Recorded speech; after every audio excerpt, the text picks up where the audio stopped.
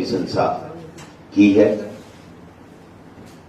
एक हमारे मुख्तार अहमद जी, जिन्होंने इंडिपेंडेंट कामा से चुनाव लड़ा और 65-66 हजार मत लिए, इनका भी सेम है। पार्टी की टिकट नहीं मिली, कार्यकर्ताओं के कहने से इन्होंने चुनाव लड़ा, लेकिन ये हमेशा कांग्रेस पार्टी की रीति नीति में विश्वास करते हैं और हजारों समर्थकों के साथ आज पुनः अनुशासन समिति की अप्रूवल मिलने के बाद में हम लोग इनको भी पुनः कांग्रेस पार्टी में शामिल कर रहे हैं। मंजू मेघवाल जी, जो पूर्व जिला प्रमुख जालोर हैं, इनको भी चुनाव के दौरान पार्टी से निष्कासित कर दिया था, इनका भी वापस निष्कासन निरस्त किया जाता है। चौधरी खुर्शीद अहमद खां पार्षद साहब और श्री जाकिर सरपंच जी, गनी सरपंच जी, चौधरी अकबर जी, मुसरिम अली जी और तमाम जो इनके साथ में जनप्रतिनिधि हैं, पार्षद हैं, इन सब के साथ में उन्होंने सबने वापस कांग्रेस की सदस्यता आज इनकी पुनः बहाल कर दी गई है।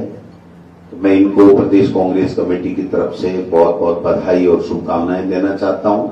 इन सब ने अपने अपने इलाके में कांग्रेस पार्टी आलाकमान ने जो एमपी के उम्मीदवार जिनको भी दिया है, उनको जिताने का संकल्प लेते हुए आज इन्होंने पार्टी वापस कांग्रेस पार्टी में ये शामिल हुए हैं।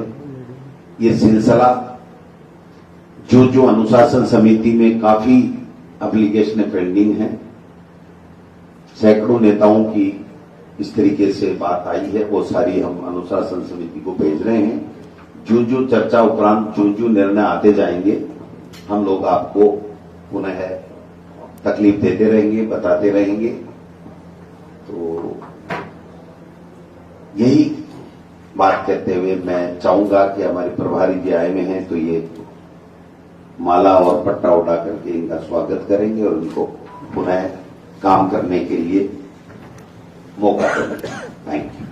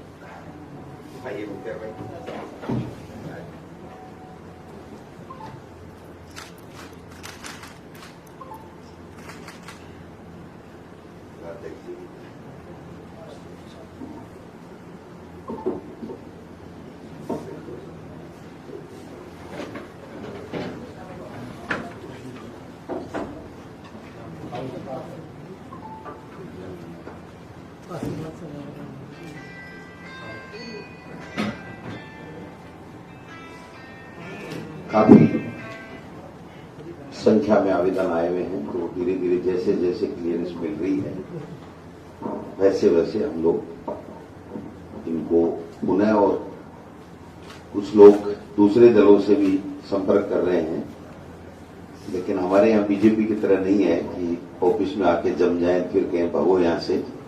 हम सोच समझ के बुलाते हैं और जो आता है उसका पूरा सम्मान होता है। बीजेपी की तरह दुत्कार नहीं है।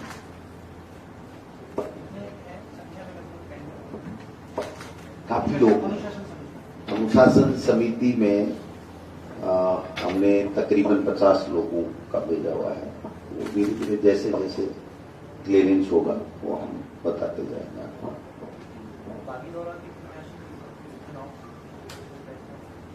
ये बात के साथ अलायंस की बात चल रही है। अगर अलायंस होता है तो अलायंस के मुताबिक निर्णय होगा और किस जगह से अलायंस लड़ेगी या फिर कांग्रेस पार्टी का उम्मीदवार हमारा तैयार है, लेकिन ये फैसला शायद दिल्ली से होगा। तो हम वेट कर रहे हैं कि क्या अलायंस होगा या नहीं होगा। बागीडोरा भी अलायंस की बात चल रही है, एमपी में भी अलायंस की बात चल रही है। तो वो चर्चा अंतिम दौर में है, लेकिन वो अलायंस कमेटी कर रही है।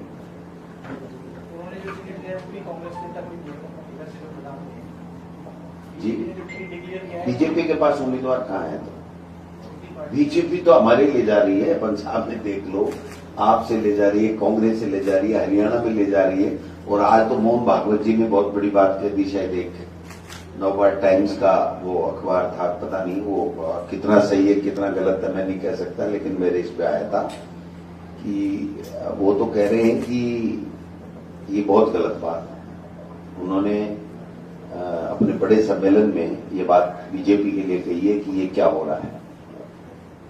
तो सब जगह जिस तरीके से वो कर रहे हैं, क्रिटिसाइज हो रहा है उनका।